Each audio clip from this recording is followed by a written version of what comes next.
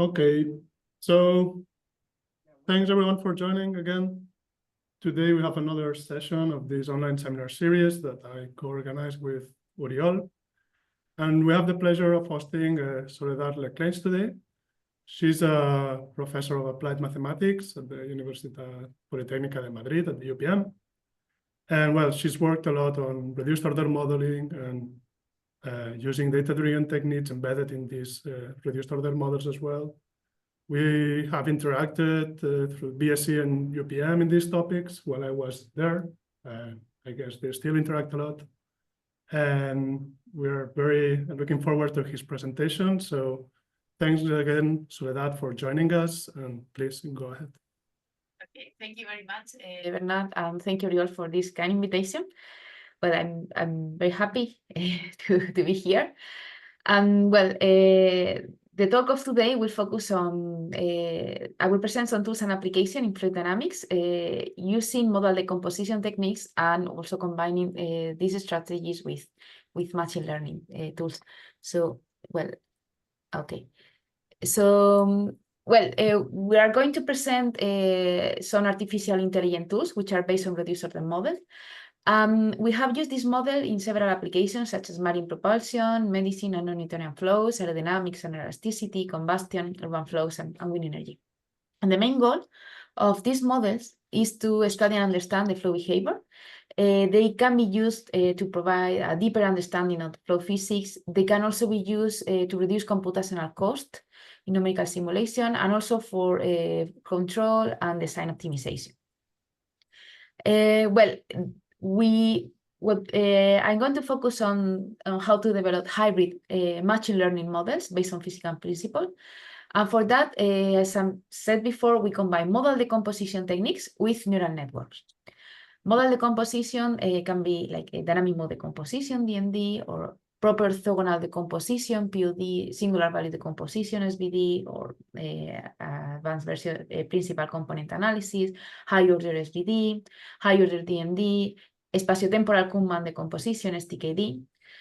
And well, today we'll focus on H2DMD and STKD, which are the two tools that we have developed in the group. Well, the idea of this tool is to extract physical patterns and reduce data dimensionality. Then we combine this knowledge with neural networks. Any type of neural network can be recurrent neural network, convolutional neural network, autoencoder transformer. And then we create models for data forecasting, data reconstruction, and repairing. And we want that the models that we develop are robust. So we also use strategies based on data simulation to combine numerical and experimental databases. Most of the codes and examples that I'm presenting today can be found in ModelFlows app, which is the open source software that we have developed in the group. And it's composed by two modules, model decomposition and deep learning. And in each one of the modules, we can find different applications, such as pattern detection, reconstruction, and prediction. And well, before starting my talk, I want to acknowledge the contribution in this work to ModelFlows Research Group, which are my PhD student, a postdoctoral student, and undergraduate students. And a special thanks to Adrian, Rodrigo, Eneko, and Aston for the contribution in the development of ModelFlows app. So this is the outline of my talk. I will start introducing model decomposition techniques, and then we will see how to combine this model decomposition technique with deep learning architecture to create reduced order models or artificial intelligence tools, which are based on physical principles. So, well, let's start with model decomposition techniques. Among the most popular tools that we can find in fluid dynamics are proper orthogonal decomposition, POD, introduced by Lamley in the 60s, or singular value decomposition introduced by SVD, SVD introduced by Zirovich in the 80s. And also dynamic mode decomposition, DMD, introduced by Smith in 2010. Well, it is worth to mention that POD and SVD are terms used interchangeably in the literature, but SVD is one of the two possible strategies that we can use to calculate POD modes. So with POD, we start from spatiotemporal data, and we can express this data as a group of POD or SVD modes. which are associated each one to a temporal coefficient. In DMD, we decompose spatiotemporal data as a group of DMD modes, each one associated with an amplitude. And these modes are associated to a frequency omega, the oscillating time, and they can also increase, decrease, or remain permanent in time, depending on the value of the growth rate. Both POD and DMD are complementary techniques for pattern detection and data analysis. But the main difference is that POD modes are orthogonal in space, so each POD mode is associated to several frequencies, while DMD modes are orthogonal in time, so one DMD mode is associated to a single frequency. Today we'll focus on HODMD and STKD, as I mentioned before, which are two extensions of DMD, and these are the methods that we have developed in my group. So what is HODMD? What is higher order dynamic mode decomposition? Well, it's a technique for dimensionality reduction and feature extraction. Is an extension of DMD, and the main goal of this method, same as DMD, is to identify temporal patterns in complex problems. For example, complex flows, noisy experiments, transitional flows, such as unconverged numerical simulation or experiment, as you can see in the image, where we see the residual of a numerical simulation, and we focus on the blue area, where the simulation is still unconverged. Nonlinear dynamical systems, such as Gibbs-Land equation, Lorentz equation, elasticity, etc. The algorithm can be encompassed in two steps. The first one, we perform a dimensionality reduction via singular value decomposition in order to remove redundancies in space, also to remove noise. And then, in the second part of the algorithm, we combine a standard DMD method with the Tekes delay invariant theorem that use D-time lag snapshot. This is what we call the DMD-D algorithm. Let's review a bit more into detail this algorithm. Here we can see a sketch representing a snapshot matrix. We have snapshots in columns organized from T1 to Tk. We perform a singular value decomposition where we have a gray square, which represent the matrix containing the POD modes or SVD modes organized in columns. We have a second matrix, which is a diagonal matrix. It contains the singular values. And then we have a third matrix, the purple one, which contain the POD temporal modes of the temporal coefficient. We can reduce data dimensionality only retaining NPOD modes, which represent coordinate structures of the flow or the main patterns of the dynamical system that we analyze.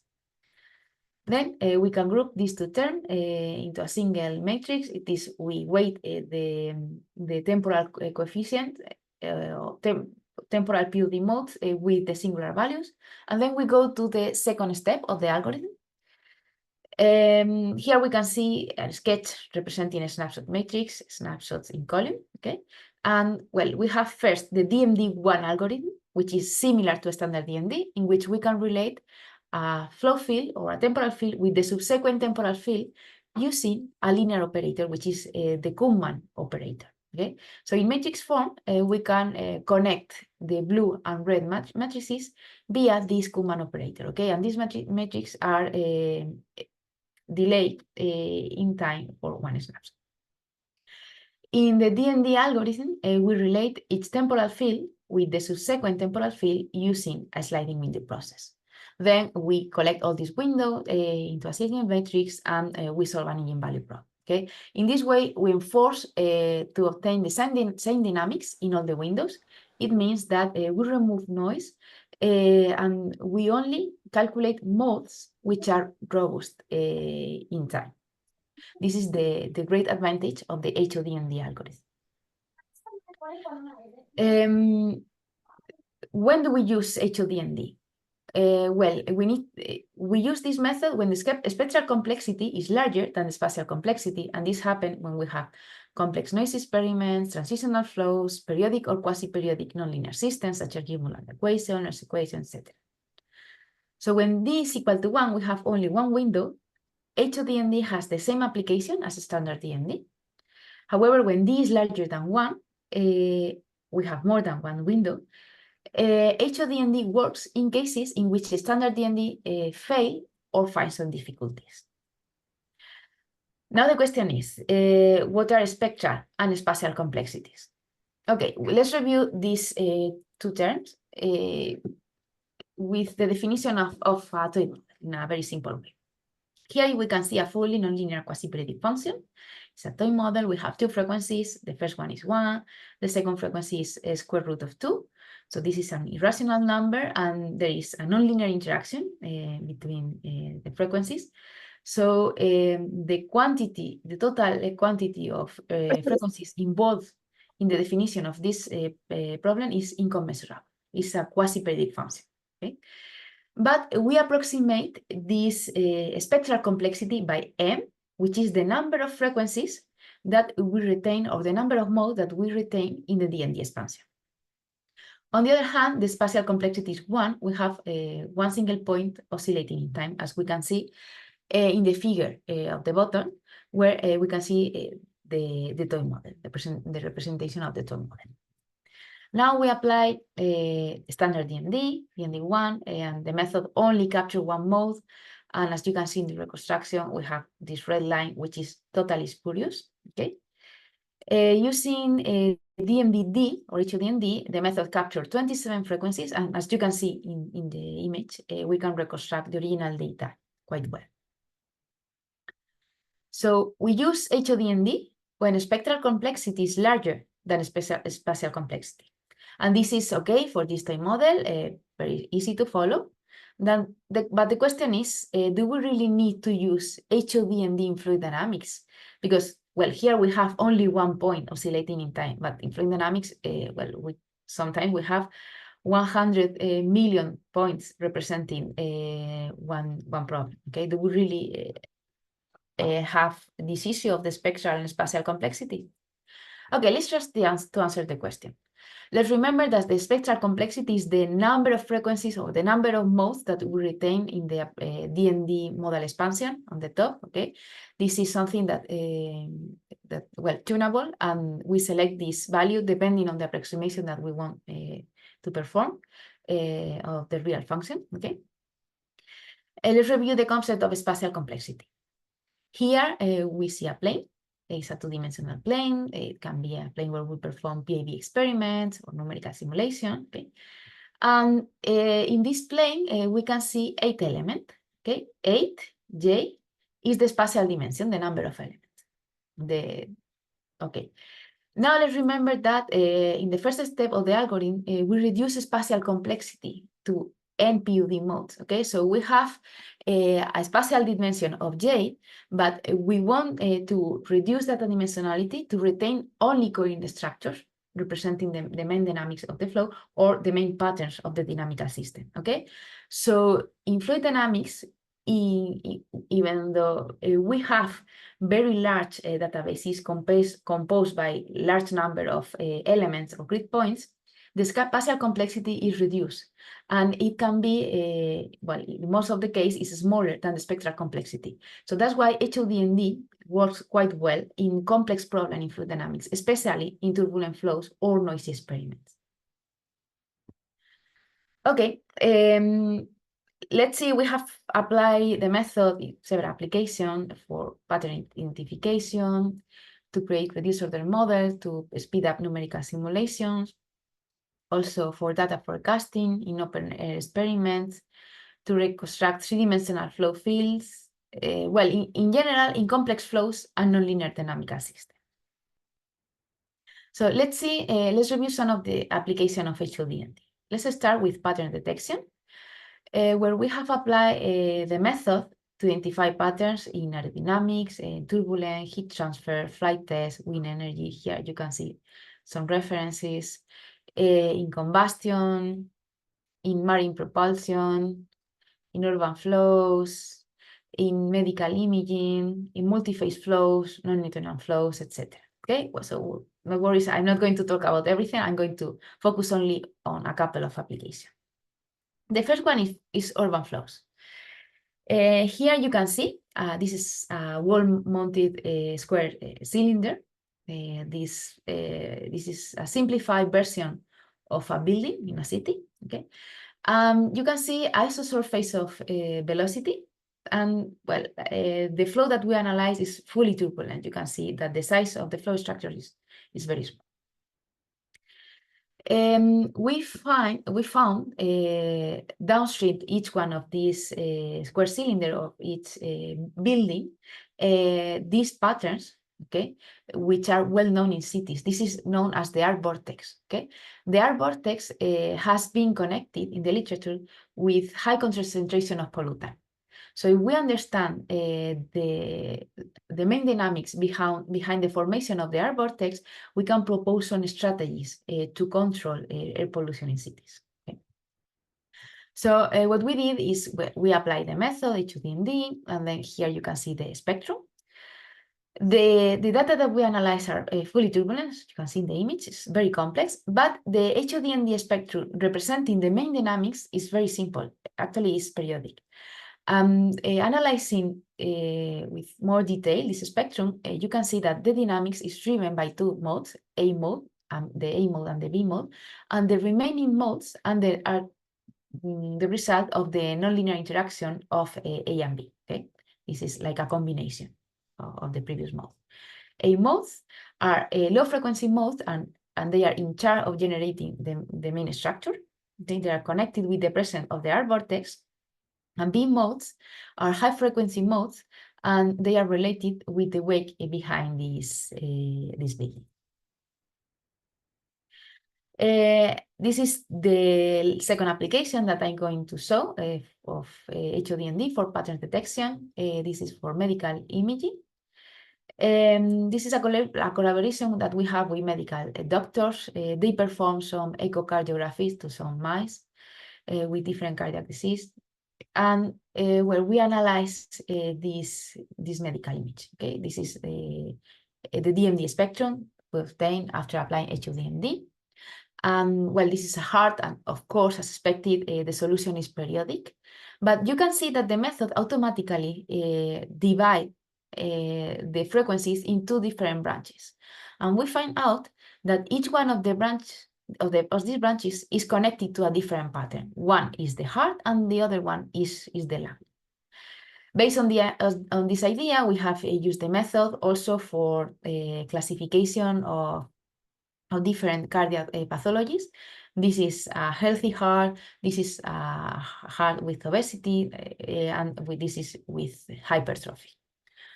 Also, we have used the method to reconstruct image from magnetic resonance, and well, you can see here in a healthy heart and in a heart with hypertrophy, we can see also different patterns.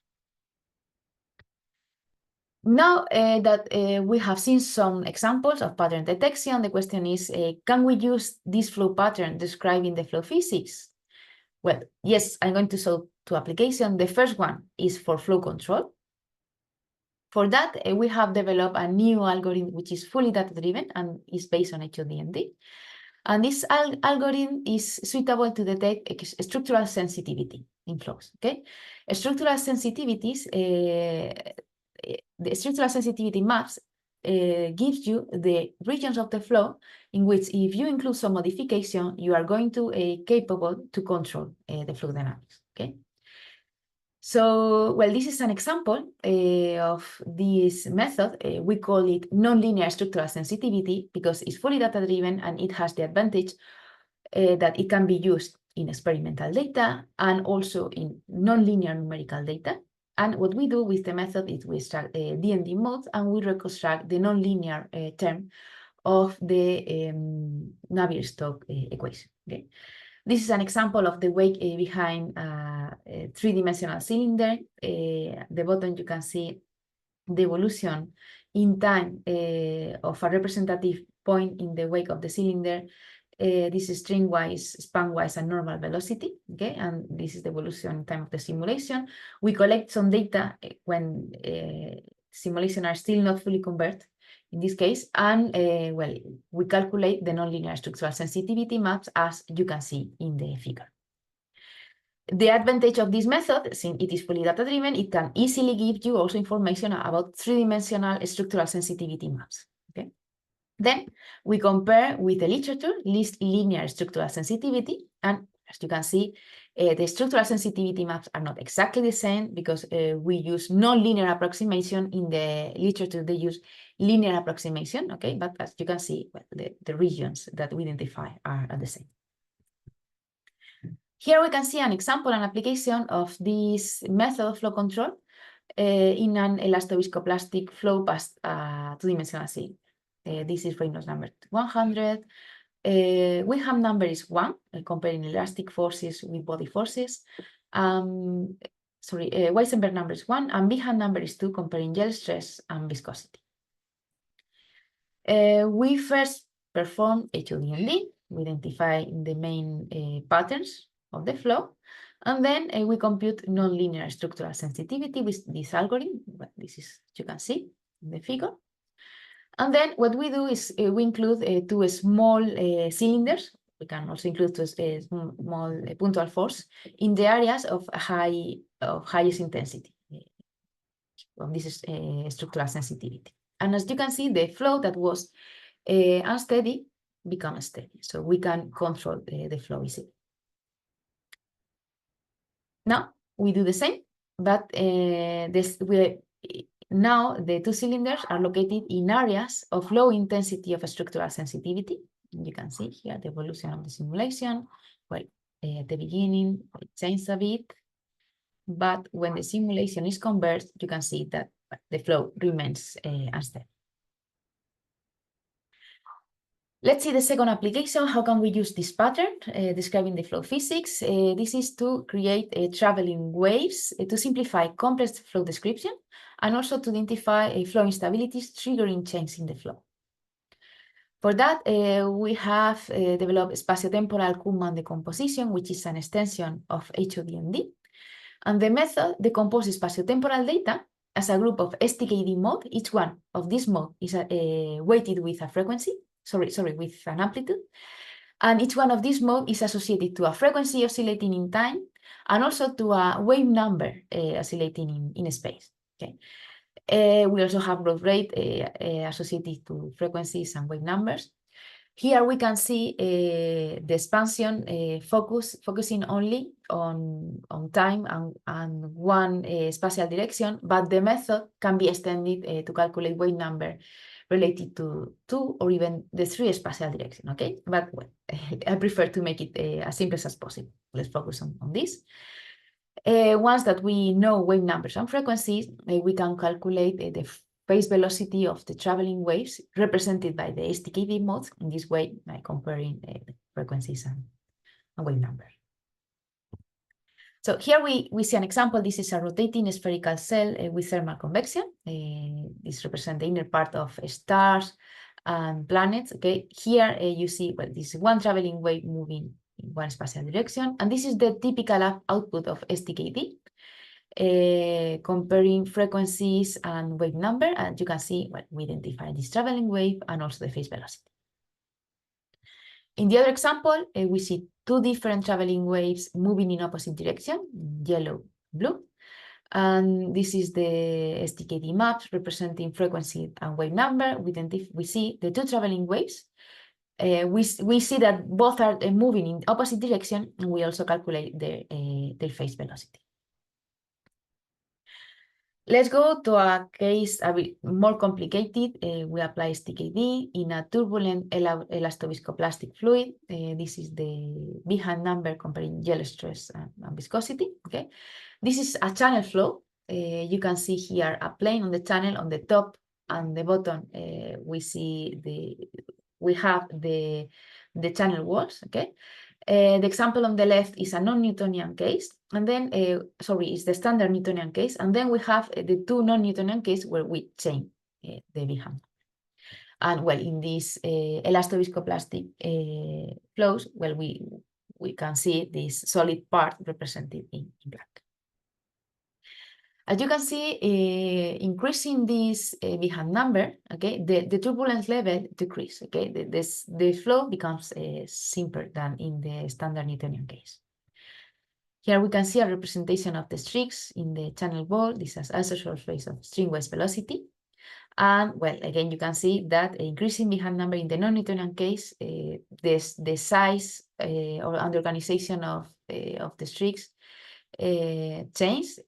Streaks are better organized and their size is bigger, is larger than in the standard Newtonian case. So these streaks have been connected with the Celsus-Stein mechanism of world turbulence in the literature, and the regeneration cycle is connected to the growth and breakdown of a stringwise elongated structure, and this is known to sustain the wall-bonded turbulence. So stringwise vortices, due to the lift-up effect, generate streaks. Due to flow instabilities, these streaks break down, and they generate a stringwise vorticity that again generate the presence of a stringwise vortice. Okay, this is the Celsus-Stein mechanism of wall turbulence. So in this case, we wanted to understand the Celsus-Stein mechanism, but in the non-Newtonian case, in an elastoviscoplastic fluid. So we apply STKD to reveal the role of the near wall streaks and their breakdown in the Celsus-Stein cycle. And this case, it was challenging because the data that we use are not equidistant in time, which is one of the restrictions generally found in DND method. Okay, so here you can see a graph with delta t. This is a time step between different snapshots. And you can see that in different snapshot number, this delta t changes a lot. This goes from values smaller than 0.05 to values close to 0.20. Here you can see some results. These are streaks from the DNS. And these are STKD modes. This is spatiotemporal HODMD. Okay, we see traveling waves moving along the span-wise direction. In red, we identify thick elongated stringwise velocity streaks located in the near wall region. In blue, we find localized high-speed span-wise velocity structures penetrating to higher wall normal distances and reaching the mid part of the channel. And these are connected with low-speed streaks located in the near wall region, where the flow is fully yielding. Okay. Here we can see traveling waves moving, in this case, along the stringwise direction. In gray, we identify the steady modes, which form large size structures. And actually, in the non-Newtonian case, the case with the larger behind number, there is a single large streak in the middle part of the channel that is connected with this steady mode. And in red and blue, we identify blood packets in the middle of the channel, decomposed into groups of high and low speed structures. So these are traveling waves that simplify the description of the mechanism responsible for the streak breakdown. So what we found is that the interaction between high and low speed stringwise velocity structure is one of the mechanisms triggering the streak breakdown, and also that the long streaks are disrupted for short times by localized perturbation. Here we can see a last example where we apply STKD to study the laminar to turbulent transition in the wake of a wind turbine. This is the wind turbine represented by an actuator disk, and here we can see a spatiotemporal map of the fluctuations of stringwise velocity. Okay, this map has been calculated in this line in the mid part of the actuator disk. Okay? In this spatiotemporal map, we identify some lines, okay, and these are connected with the main traveling waves representing the dynamics in the wake of the wind turbine. Actually, the inverse of the slope of this line represents the phase velocity at which these traveling waves are moving. And also we identify here the area where there is a transition of the flow. We apply STKD. This is the wave number frequency map. We identify the traveling waves representing this original flow field. Actually, we also identify the main traveling waves and the phase velocity. But when we use this information to reconstruct the main solution, well, we see that, okay, we can reconstruct the main traveling wave, but the area connected to flow transition is missing. So we apply again the method, and we find out that this area connected to the flow transition was related to a very small amplitude traveling waves moving in the direction opposite to the flow. And well, we have applied the method also in other cases, like turbulence in canopy flows or in porous water. Regarding prediction, we can also use these ideas to speed up simulation. This is the residual of a numerical simulation. As you can see in the red area, simulation are still not converged. We collect here some data, we apply to BMD, and we create the following DMD expansion. By only retaining the modes which are permanent, whose growth rate is close to 0, and enforcing this growth rate to be exactly equal to 0, we can predict the evolution in time of the solution, just changing the temporal term of the function. And well, this idea has been applied to speed up simulation in the three-dimensional wake of a cylinder, in multiple body configuration, in turbulent flows, such as vertical axis wind turbines, or in compressible flows, like to study shock wave with buffeting conditions. And well, regarding reconstruction, we can also use modal decomposition for data repairing and super resolution. Here, well, we can see this is a plane where we have some gappy data, that data with missing values. And these missing values are generally when we have corrupted measurements in experiments, or also this could come from low resolution numerical simulation. So, well, let's see an example. We start from gappy data. This is the two-dimensional wake behind a cylinder, okay? We initialize the solution, for example, with 0 values, okay, in the missing values. And then we apply SVD or HOSVD, high order SVD, which is an extension of this tool. To clean the data, we retain only the most relevant mode, we reconstruct the solution, and we apply again and again the algorithm iteratively until we finally obtain the reconstruct solution with the desired accuracy. So here you can see in this example that the reconstruction error is about 2%. The question is now, can we use these methods in big databases? Well, we have developed for that a low-cost singular value decomposition, okay, which a method is suitable for data simulation, where we can combine high-resolution data from DNS and low-resolution data from experiments or simulation to obtain finally high reconstruction data, or we can also work directly with sensor measurement. So, well, regarding the method, it's quite simple. We collect some data, we create a snaps matrix, okay? And then we identify some sensors, okay? And we only work with this sensor, we apply SVD, and then we reconstruct the original solution, and we can also reconstruct the POD mode at a very low computational cost, okay? At this step, we can also combine different type of databases for data simulation. We can also apply the algorithm to reconstruct data in time, not only in space. Here we can see an example. We can locate optimal position of sensor using PySensor, or we can simply use equidistant sensors, like in experiments. And here we can see an example. This is the reconstruction of the ground truth of this, which is the two-dimensional flow past a circular cylinder. Here the error is very low, smaller than 1.5%. But we have also used the method for turbulent boundary layer from PIV experiments, in turbulent jet flows from large eddy simulation, turbulent cylinder of also PIV experiment at different Reynolds number. And well, we made also this method automatic, retaining the number of POD modes that we retain, or SVD mode, is similar to the 20%, is about 20% of the number of sensors that we retain or we select in the database. So, well, let's focus only on one application, one example. This is turbulent cylinder, PIV experiment, where you can see this example, we have a very large compression rate.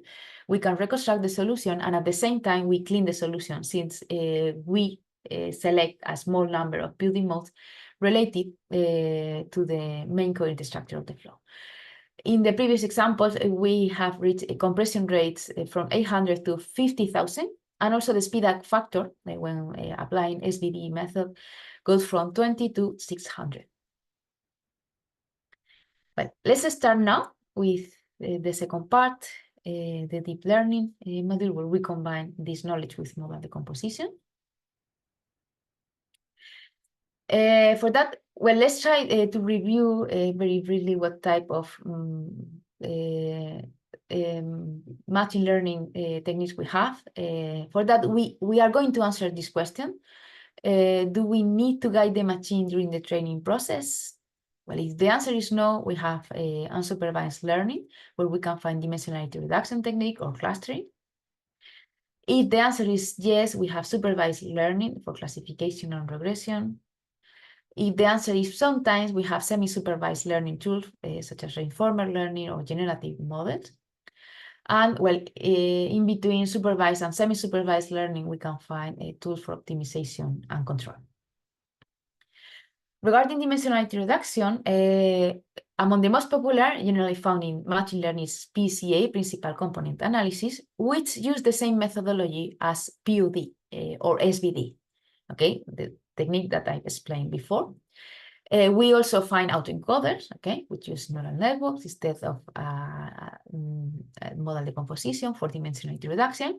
And also, I think we can find DMD or HODMD, okay, where we reduce data dimensionality based on the main patterns of the flow representing the physics. Then we combine this information with different types of neural networks to create hybrid reduced order models. Then we use this model for flow prediction and reconstruction. And well, we can simply use neural networks also for flow prediction and reconstruction, but we want to reduce the computational cost because fluid dynamics databases are very large. And for that, as I mentioned before, we use the dimensionality reduction technique, which also have the advantage that these techniques are based on physical principles. So the method that we develop are quite robust. And then we create these hybrid reduced order models. Here we can see an application. Let's start with comparing these dimensionality reduction techniques. Okay, this is a synthetic jet. Well, these are actually two synthetic jets. This is a cavity which oscillates in time and is continuously injecting or ejecting flow through a jet nozzle. We perform different simulations and we find out that increasing Reynolds number, there is a symmetry breaking. In previous study, we relate this symmetry breaking with this DMD mode, which one is connected to the forcing of the cavity flow, and the other one is a subharmonic of this forcing frequency. We applied PUD, and the modes that we identify are complementary to DMD mode, okay? But in this case, as you can see, the high intensity areas of PUD and DMD modes are the same. Also, when we apply the autoencoders, which is a method that uses neural networks, okay, instead of model decomposition. So these areas are also identified for autoencoders. In this case, these are linear autoencoders, okay? And also, we identify the same areas when we apply local PCA, principal component analysis, and we identify different clusters in the flow. So in this case, we find out that all the methods are suitable to identify physical patterns and also to reduce data dimensionality. Well, regarding the hybrid model, we combine these techniques with recurrent neural networks and convolutional neural networks. You can find more advanced examples in ModelFlowSAR, okay? But in the talk of today, I will focus on the simplest method in order to explain the theory in detail. So we have applied this model for different test cases: marine propulsion, medicine, aerodynamic, combustion, and urban flows. I'm going to show a few examples. Well, let's remember this slide where I introduced the HODMD algorithm. We first reduce data dimensionality. Then, instead of applying a DMD method, we focus on the temporal matrix of SVD modes, and we combine this with deep learning architectures, okay, to create predictive models or what perform reconstruction. So the advantage is that now for the training and validation, instead of having three-dimensional data or two-dimensional, we have one-dimensional data, which is quite cheap. Then we use recurrent and convolutional neural networks and perform prediction. And also, we use the same sliding window process that we use in HODND for training and validation of this neural network. Here we can see an example. This is the three-dimensional wake of a cylinder. This is the evolution of velocity collected in the wake of the cylinder, string-wise, normal, and span-wise velocity. Here you can see the area, the evolution of the simulation, and in the purple area where simulation are still not converged, we collect some data, and then we apply the model to predict the pink area. This is a representative snapshot of the prediction. This is a string-wise velocity. This is a plane. This is original solution compared with convolution and recurrent neural networks. And well, the error of this prediction is about 2%, and the speed up in the simulation is larger than 100. The architecture that we develop is robust, since it's based on physical principles. So we use exactly the same architecture to perform prediction in synthetic jets. This is string-wise velocity. This is original solution and convolutional recurrent neural network prediction. Also, we use the same architecture for reactive flows with 82 chemical species. This is real solutional prediction. And we are also using this method for turbulent, different type of turbulent flows. Here we can see another example of a hybrid reduced order models where we combine HODND instead of SVD with neural network. This is the turbulent channel flow with an anisotropic porous wall. In gray, you can see the porous wall of this channel.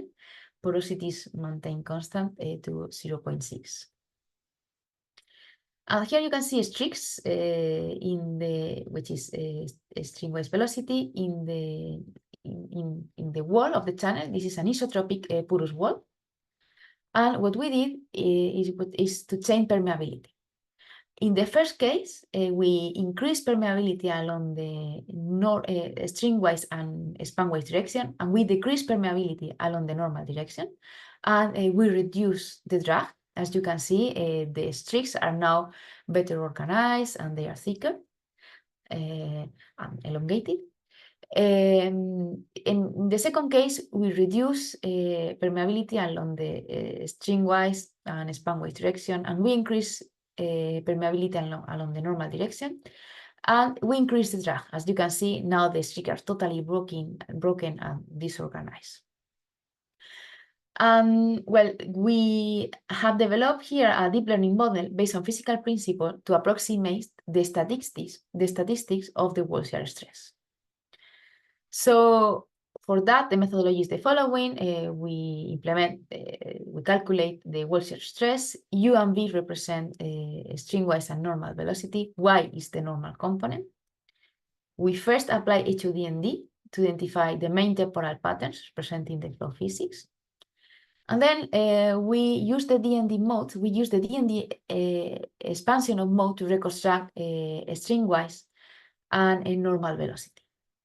We use this reconstruction of velocity, or this approximation, to compute an approximation of the wall shear stress. We select the modes that minimize the difference between the real wall shear stress and the approximation, and with this mode, we create the deep learning model to predict the temporal evolution of the wall shear stress.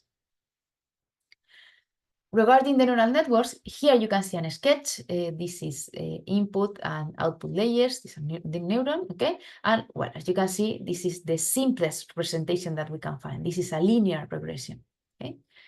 This is the training. We use wall shear stress. Here we include a library of DND modes, and then we calculate the coefficient used by least square fitting, with the idea of minimizing the difference between the wall shear stress and the approximation. Okay. Well, as you can see, this is a linear regression. Okay, but we are calculating Weld shear stress in a fully turbulent flow where there are non-linear terms. Okay, we need to take into account this non-linearity. So, well, instead of including non-linearities in the neural network, what we do is to include these non-linear interaction, these non-linearities, okay, in the DND mode. So we calculate non-linear interaction of the DND mode and include them in the library of the train. So let's see now some results. These are the DND modes that we identify with each of DND. In the first case, for the drag reduction, we identify low frequency modes, which are connected with the streaks. In gray, we have modes with wave number 0, beta 0. This is steady modes. And in blue and red, we have traveling modes, okay, with wave number 3. In the case of drag increase, we identify high frequency modes. In gray, the steady modes are organized along the span width direction. Okay, this type of modes have previously identified in the literature, and they are known as the rollers, and they have been connected with a Kelvin-Helmholtz-like instability, okay, related with the drag increase. And well, in blue and red, we identify the modes with wave number 3, which are interacting with these rollers. Once we identify the main modes related to the physics of the system, we start creating the model. Okay, this is the Weld shear stress, and we compare the model with the DNS in the drag reduction and drag increasing case. This is training, and as you can see, the models match quite well for short-time prediction. If we change the library of DND mode, okay, we change the nonlinear interaction between this DND mode, we can create models which are stable in times with errors in the mean smaller than 1% and errors in the standard deviation smaller than 5%. And also we can use this model for the generation of new flow structures reproduced by the nonlinear interaction of modes. As you can see here, we compare the DNS with the drag reduction and drag increasing case, and these are structures calculated in the channel 1. We can also use these hybrid models to reconstruct unsteady databases using sensors. So this is the original database. We collect some information of the sensors, and this is the input of the hybrid run, and this is the reconstruction with errors smaller than 2%. In this case, this is the three-dimensional wake behind the cylinder. Okay. Another question is, okay, can we use all these methods in big databases for data simulation? Well, we have combined all these methods that I presented with low-cost SVD. Okay, which, as I mentioned before, explained before, is suitable for data simulation and also is suitable to work with sensors, okay, to reduce computational cost. Here, for example, we have an example, a last example to finish my talk. This is where we combine low-cost singular value decomposition with a linear approximation. A delinear, okay, that use linear regression to predict the evolution of the flow. So we collect some information, we collect some data using sensor, we apply low-cost SVD, then we use this architecture, which is autoregressive, generative model. It means that we collect some data from a snapshot from T1 to T4, and then we predict T5. Then we include T5 in the new group of prediction. We predict T6, and well, etc. So autoregressive. Here you can see the generation of 1,000 new snapshots, okay, in each one of the SVD modes. And well, here you can see the representation of stringwise velocity in the first and the last snapshot in the cylinder, which is stringwise, normal, and spanwise velocity. And this is original solution and prediction. So these are the conclusion of my talk. We have presented how to develop hybrid machine learning tools using modal decomposition and neural networks to create physics-aware reduced order models. And we have tested this tool in several applications. We have shown today only a few examples, but you can find more examples in the website, the group. And well, I want to acknowledge this project, which has funded my research group, Model Flows. And well, that's all. If you have any question.